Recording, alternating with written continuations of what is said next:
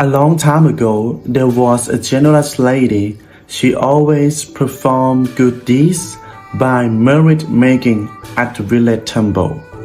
One day, she decided to make merit at another temple, located on the bank on the other side of the river. She got ready and prepared her merit making offerings. As she was ready to leave, it started raining heavily. It rained so heavily that she wasn't able to cross the river because she had no boat. Luckily, there was a Buddhist monk rowing his boat, and she asked him to take her across in his boat. The monk agreed and rowed her very quickly and carelessly across the river. This frightened her and she became very angry. So she decided to take revenge on him by pledging to have her future son take revenge on the monk. After making this pledge, she threw all her merit-making offerings into the river and found her way back home.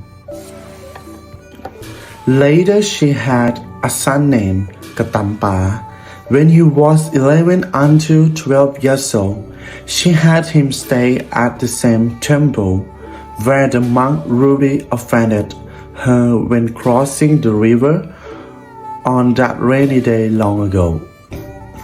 She was satisfied that her pledge would come true because her son กระต would fulfill his duty for her.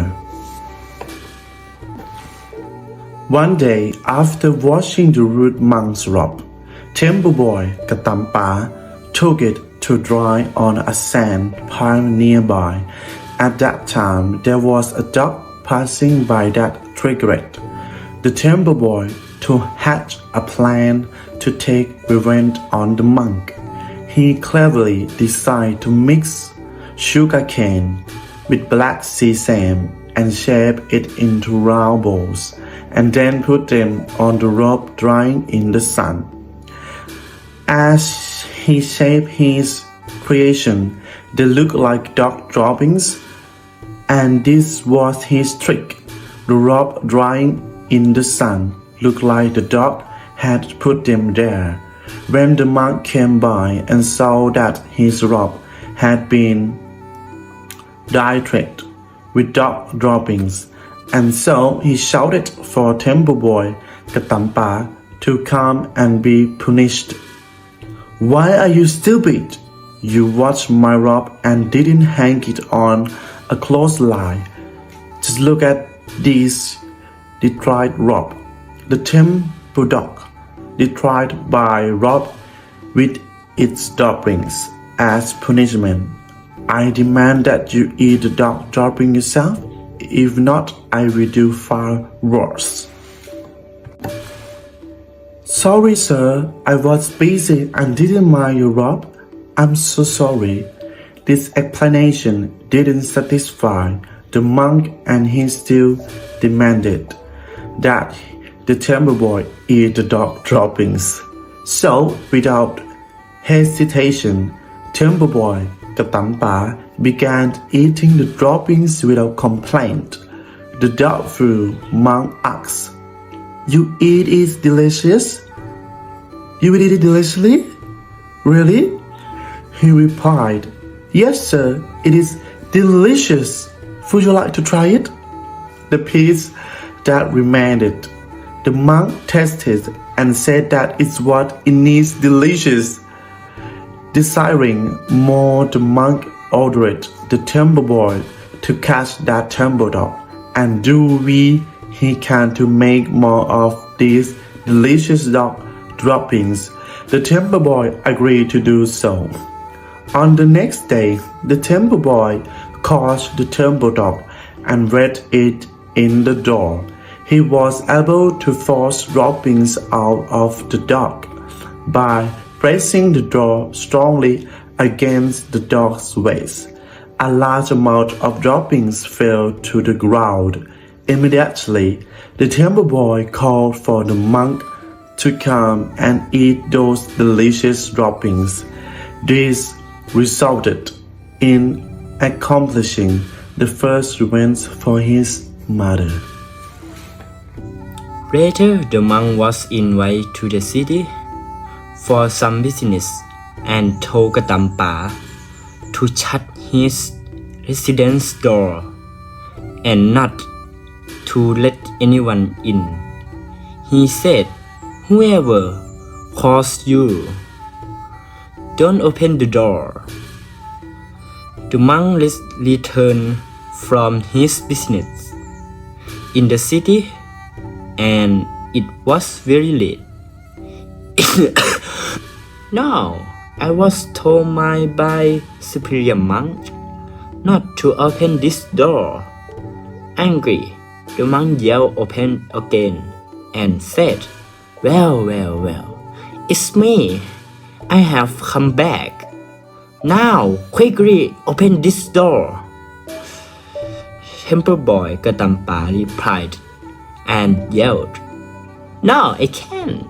My superior monk told not to open this door. The monk was unable to return to his residence at night. He was forced to spend an entire night outside. The next day, the monk realized that he had not participated in morning alms for several days and didn't want to break from the tradition. So he told temple boy Katampa to keep watch for the sunrise and inform him. When the monk went to bed, the temple boy noticed the coconut tree and began hatching a plan to teach the monk for a second time. Later, the temple boy climbed up the coconut tree and lit a fire at the top.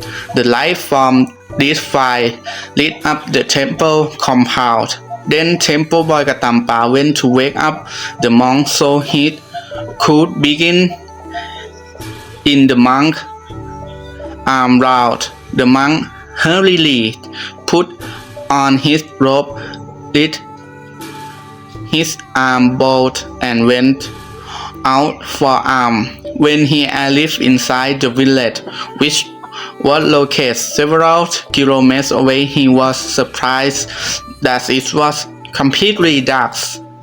The village were asleep. The monk was forced to wait till dawn to collect his arm. On the other hand, temple boy Katampa was happily sleeping at the temple. This event resulted in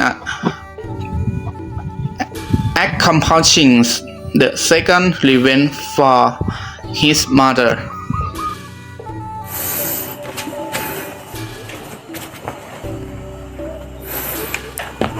Years passed by and Katampa got older, but not wiser in the ways of monkhood.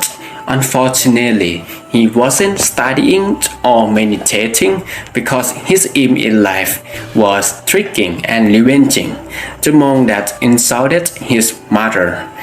One day, Katampa went to see monk and told him that he was going to sell bags of salt at a market far away. On hearing this, the monk also wanted to go in order to see and experience the outside world. The monk has the horse, and temple boy Katampa knew that he would be riding on that horse. At that time of years, Mukana plant was in full bloom. Its flower and ponds are notorious for extreme itchiness. It's produced on contact. After nourishing this flower in full bloom, the nauseous temple boy Katampa quickly hatched another plan to trick his adversary. He picked some of the itchy ponds and put them all throughout the horse saddle.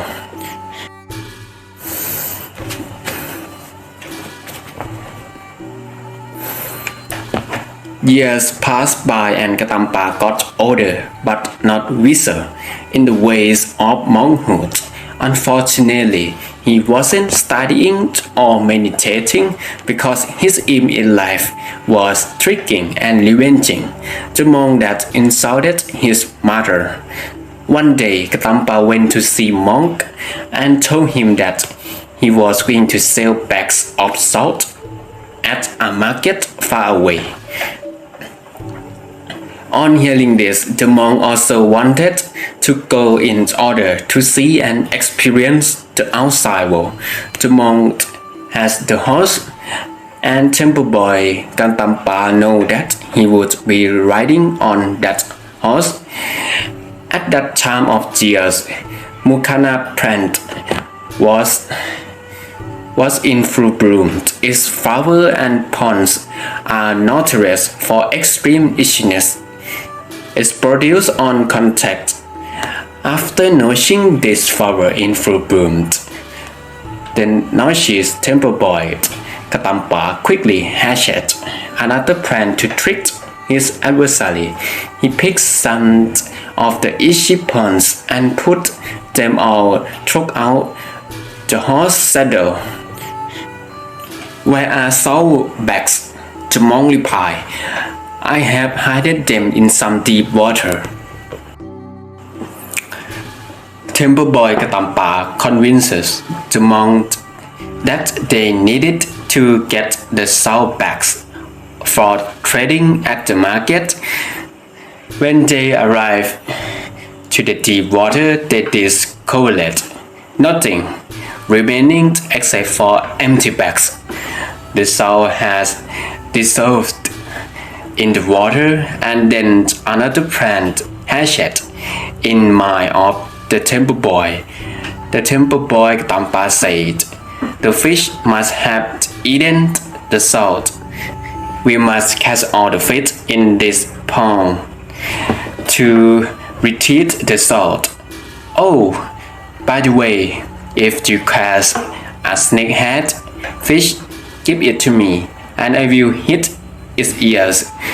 When the monk saw a snakehead fish, he grabbed it and gave it to the temple boy. Temple boy Katampa quickly but carefully hit its ears. Seeing the temple boy taking revenge on this fish for eating his salt made him want to do the same. So the temple boy threw the snakehead fish over to the monk. The monk carelessly prodded on the fish ears and was rewarded with extreme pain caused by the sharp spike penetrating his palms. This pain was unbearable for the monk. The monk cried out to the temple boy, I can't go with this terrible pain. You will have to carry me, Katampa replied. What do you mean? We both come on this trip together. How can we carry each other? Then the temple boy hatched another idea. He told the monk to wait and he would be back. He climbed up a mountain nearby and rolled a stone down to where the monk was waiting. Then he shouted out loud, Attention! There is either a tiger or bear coming. Run for your life, quickly, or you will die. The log came rolling down the mountain. This event resulted in accomplishing another event for his mother. The monk was so frightened that he forgot about the pain from the fish and ran all the way back to the temple, with the temple boy following close behind. Upon returning, the monk told the temple boy to broil the catfish. they had cut while he took a nap. The monk also allowed the temple boy to eat his fair share. Consequently, the naughty temple boy ate all the meat and left only the fishbone for the monks. He also hatched another naughty trick to play on the monk. The temple boy cursed some flies and pushed them in the food tray cover over the fishbone and sticky rice.